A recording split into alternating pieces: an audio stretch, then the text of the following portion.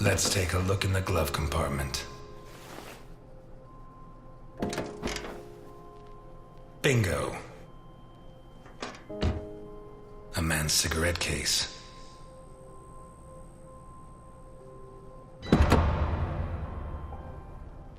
OB. One of the Boccherini clan?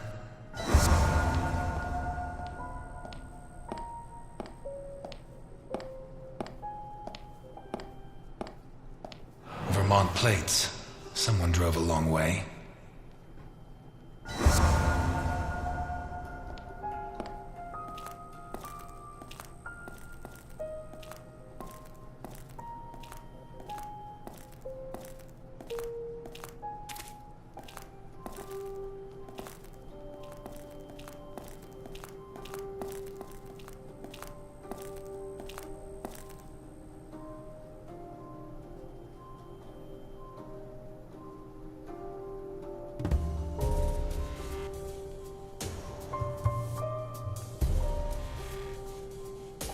Boccherini's teeth were all pulled out.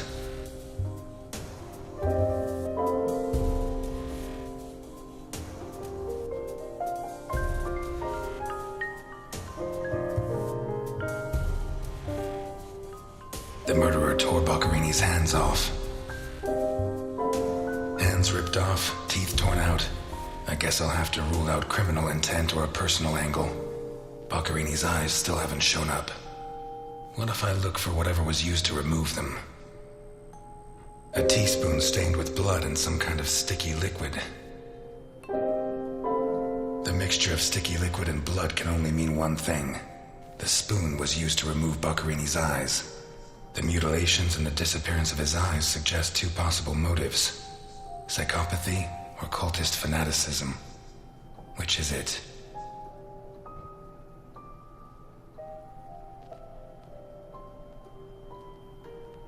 Some kind of symbol drawn in blood. A sick altar of human flesh. Although I don't know the origin of the symbol in the bathroom and the altar of flesh and teeth, I'd say the motive was some kind of occult religion. The big question is, who did it?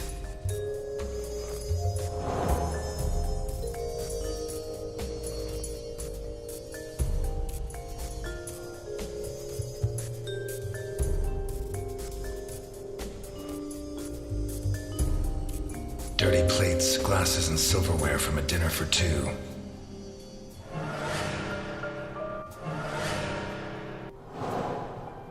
Pieces of glass from the window in the hall, found inside the house. A broken whiskey glass, found in the dining room.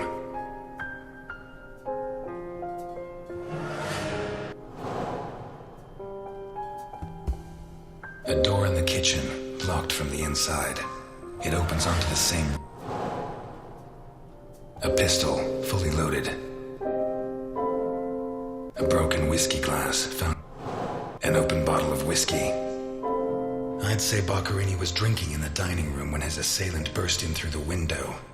Boccherini pulled his gun, but the murderer disarmed him before he could shoot. Where did the torture begin?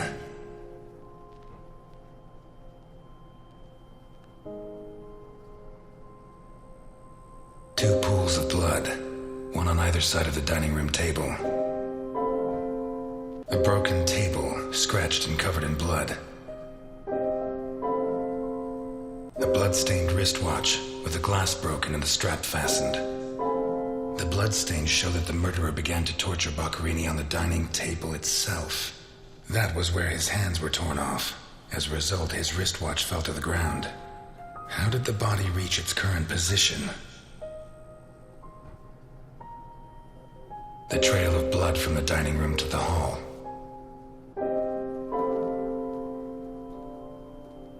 A broken whiskey glass found in the dining room. The lamp, torn off its brackets and blocking the stairs. Boccherini, already minus hands, was dragged into the hall, where the murderer used the brackets of the lamp to complete his macabre diorama.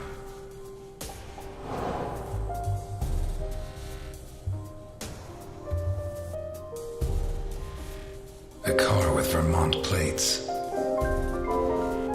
The initials OB on a cigarette case. 1. It has Vermont plates. 2. It's too luxurious for a criminal of his standing. 3. The initials on the cigarette case don't match his name. The next possibility that needs to be ruled out is that the car was stolen. There should be evidence that there was someone else in the house. Dirty plates, glasses, and silverware from a dinner for 2. The dirty dishes and glasses prove that Boccherini ate lasagna with one other person. Was Boccherini's guest still in the house when the murderer showed up? A door in the kitchen, locked from the inside. It opens onto the door in the corridor jammed. A broken whiskey glass found in the dining room. What looks like the bottom of a broken glass buried in Boccherini's back. It seems clear that Boccherini and his guest were drinking when the murderer took them by surprise. The real question is, what happened to the witness? Did they escape? Did the murderer take them? Or are they still in the house? A door in the corridor jammed shut. A door in the kitchen locked from the inside. One locked door could be a coincidence, but 2 locked doors which open onto the same room can't be.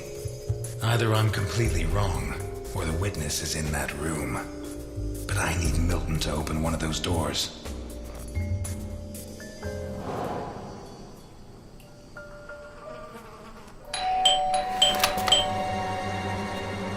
Mr. Ness, can you open the door for me?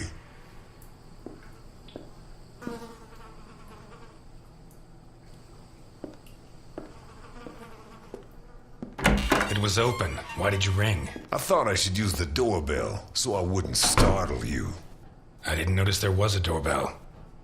Says the man Milton had left in charge of an important investigation.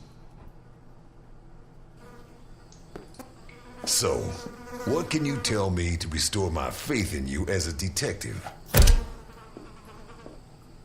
What is that? Not a good start. It's a camera, so Alphonse can see all this. All right. Follow me. Boccherini had company for dinner. Someone from Vermont with the initials OB. Someone whose social status was a lot higher, but who was on the same side of the law. He served lasagna, and after clearing away the dishes, they opened a bottle of whiskey in the dining room. That was when the murderer burst in on them, coming through the window which he broke with his own body weight. Boccherini, or maybe his guest, pulled a gun, but it was a waste of time. The murderer was so fast he was disarmed before he could fire. He focused his attention on Boccherini, totally ignoring the guest, and lifted him up into the air.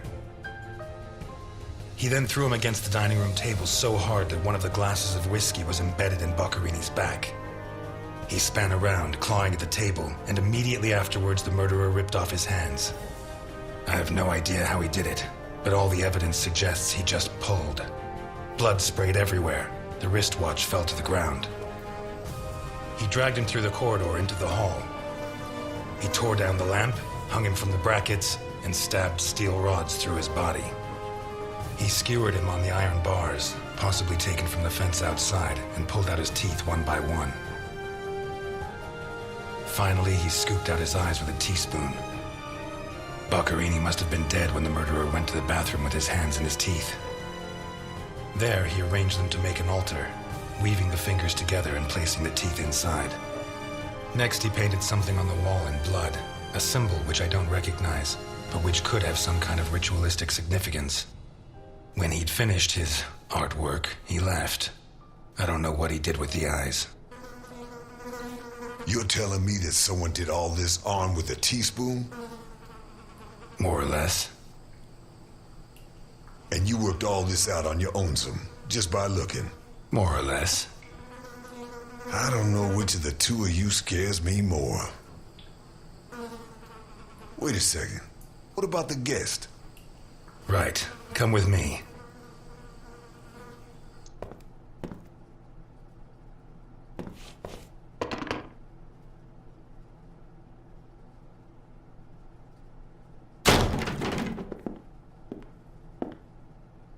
Nothing. Turns out Mr. Untouchable isn't infallible. But you were close. Congratulations. This must be Boccarini's office. Let's take a quick look around. All yours.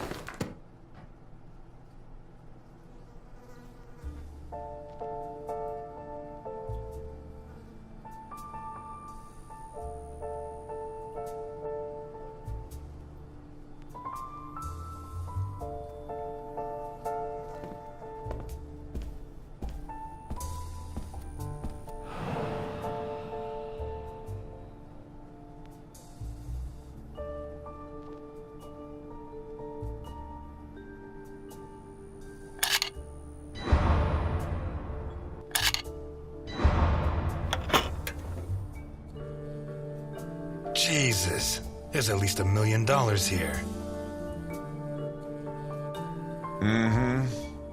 Boccarini's? I'd be surprised. Probably his guests, and I doubt it was to pay Boccarini for his services. None of his forgeries are worth that much.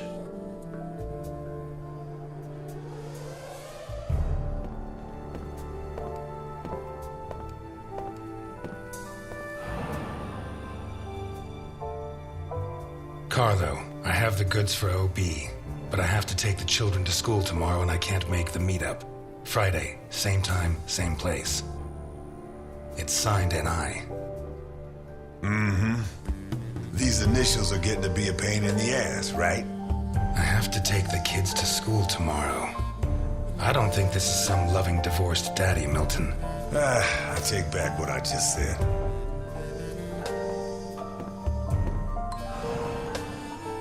The driver's license of one John Martinson and Osmond Burke. OB.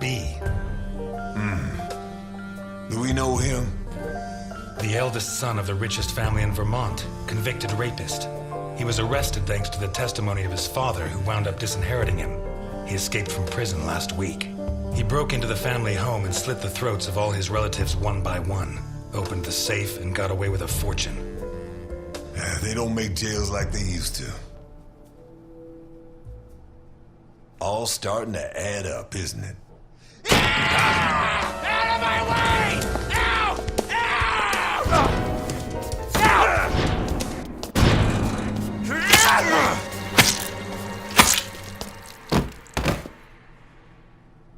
All starting to add up, isn't it? Out of my way! Ow!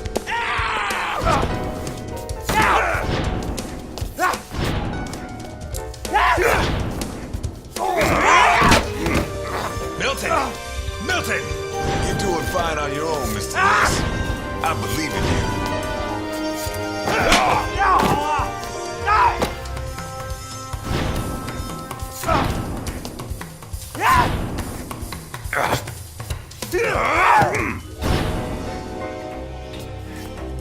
God! Get out!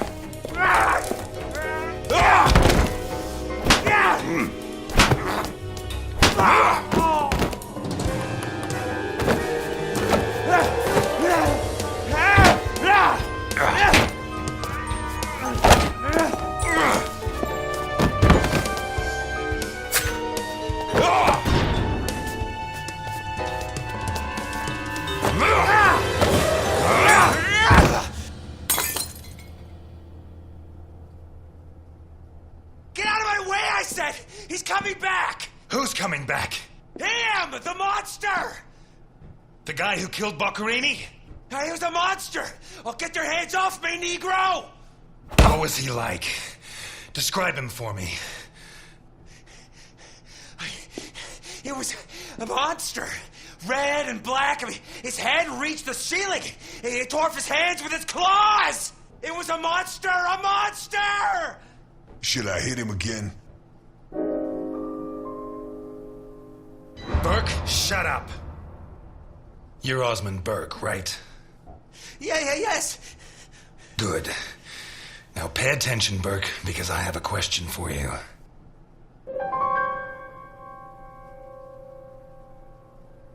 Who is John Martinson?